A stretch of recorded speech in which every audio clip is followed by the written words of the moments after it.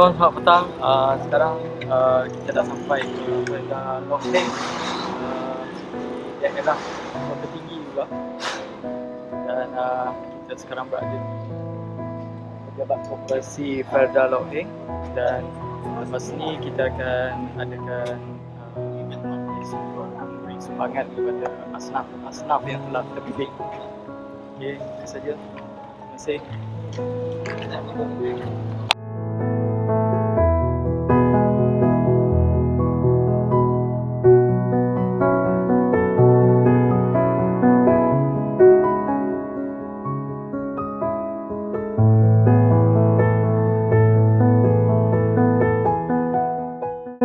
Assalamualaikum warahmatullahi wabarakatuh. Alhamdulillah kita dah sampai di Felda Lok Heng Timur, dan ini merupakan rumah kedua kita kunjungi hari ini. Dan sebentar lagi kita akan buat bahagian Boleh serahkan oleh Encik Roza. Roza ni sebenarnya buat penilaian.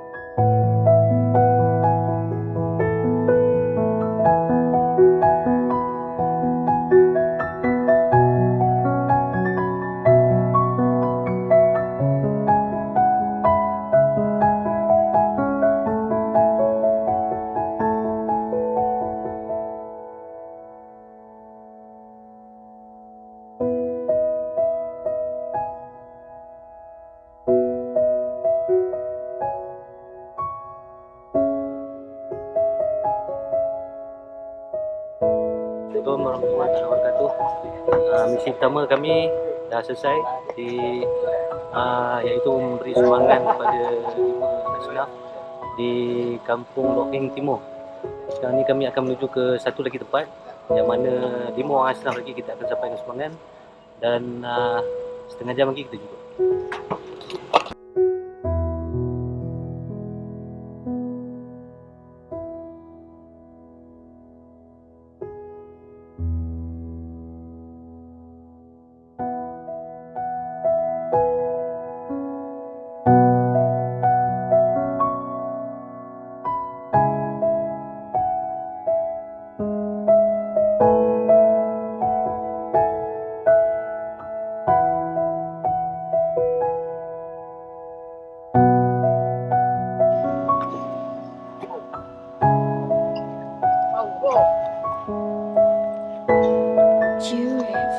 Okey, Aziz. Cak. Assalamualaikum, selamat petang. Sekarang kita dah sampai di Kampung Tanjung Sedili. Tanjung Sedili berhampiran dengan pantai lah. Jadi rumah pertama kita dah pergi tadi. Sekarang kita menuju ke rumah kedua lah untuk memberikan sumbangan daripada Bank Muamalat Indonesia.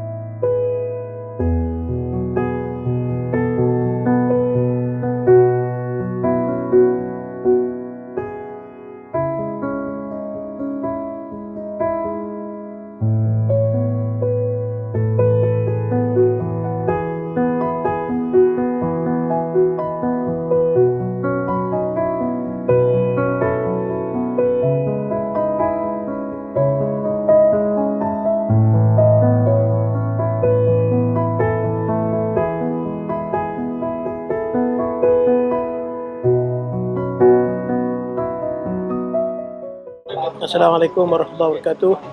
Alhamdulillah, jauhlah mahabah ke Kota Tinggi pada kali ini telah pun tiba ke penghujung. Semoga apa yang kita lakukan pada hari ini akan menjadi sebagai satu penimbang berat kita di akhirat nanti. Terima kasih kepada semua yang terlibat, khususnya staf di cawangan Kota Tinggi dan pihak pengurusan yang sentiasa memberi galakan dan sokongan kepada program yang kita lakukan ini. Jadi insya-Allah doakan semoga program ini sentiasa berlanjutan dan supaya rezeki kita khususnya Bank Muamalat akan terus bertambah dan bertambah. Wallahu alam. Assalamualaikum warahmatullahi wabarakatuh.